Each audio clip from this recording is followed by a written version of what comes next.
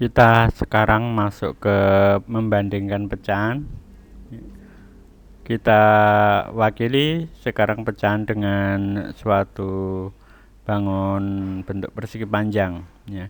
Yang ini persegi panjang kita bagi menjadi dua bagian sama besar. Nah, kemudian kita bagi lagi menjadi sebanyak 20 bagian sama besar. Yang terbagi menjadi 20 kita geser ke kanan.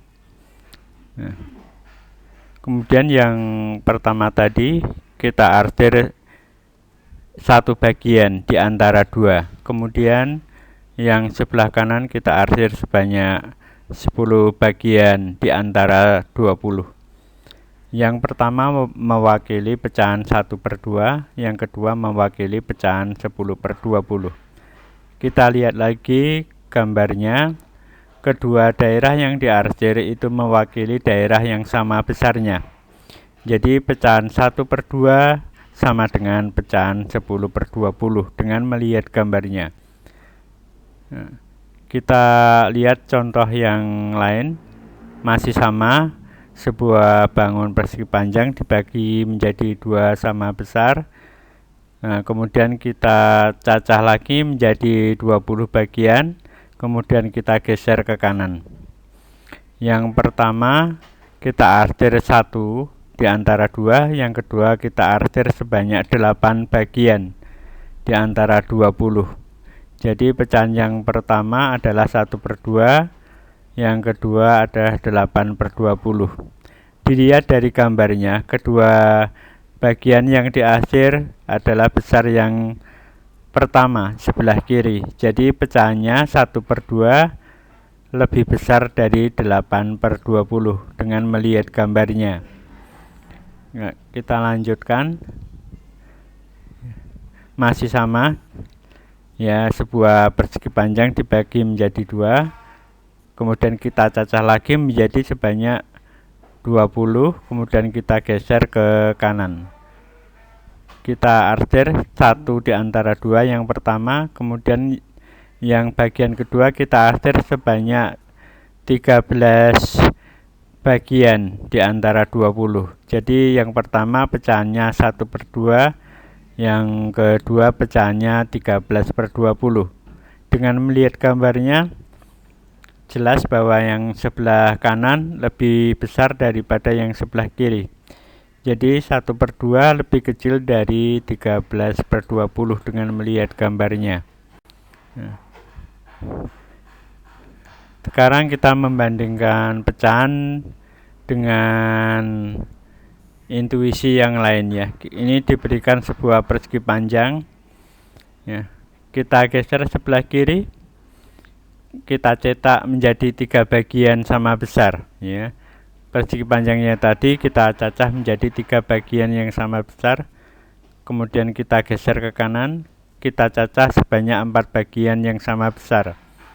Nah, yang sebelah kiri kita arsir 1, jadi mewakili 1/3. Kemudian yang sebelah kanan kita arsir 1 di antara 4. Jadi mewakili 1/4. Ya. Nih, kalau kedua arsiran kita gabungkan, ternyata besar yang sebelah kiri. Ya, artinya yang menunjukkan pecahan 1/3. Ya, jadi 1/3 dengan 1/4 ya, lebih besar. 1/3 lebih besar dari 1/4. Kita lihat gambarnya ya. Ya.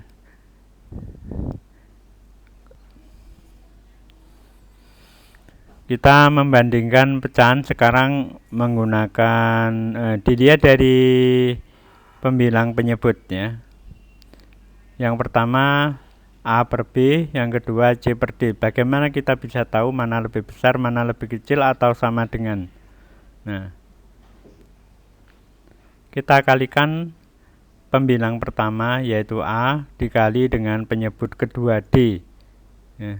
Kemudian kita kali penyebut pertama B kali pembilang kedua C. Nah, kita bandingkan kedua pecahan ya.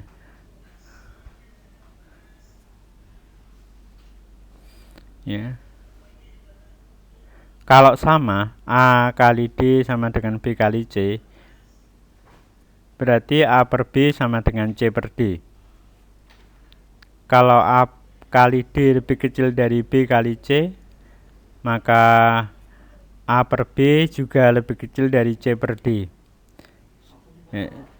Juga kalau A kali D lebih besar dari B kali C, maka A per B lebih besar dari C per D. Kita lihat contohnya. 4/5 sama 5/7, mana lebih besar atau mana lebih kecil atau justru sama dengan. Kita kalikan 4 kali 7 sama dengan 28, kemudian 5 kali 5 25.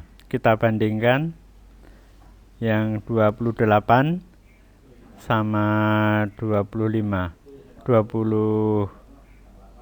ya. Mana yang lebih besar? Ternyata besar yang 28. Jadi pecahan 4/5 lebih besar dari 5/7. Kita lihat lagi contohnya 3/5 sama 6/10. Kita kali 3 kali 10 30, 5 kali 6 30 ya. Ternyata sama ya, 30 sama dengan 30. Jadi 3/5 sama dengan 6/10. Kita lihat lagi contohnya 2/3 dan 4/5. 2 kali 5 10, 3 kali 4 sama dengan 12. Kita bandingkan, ternyata 10 lebih kecil dari 12, jadi kesimpulannya 2/3 lebih kecil dari 4/5.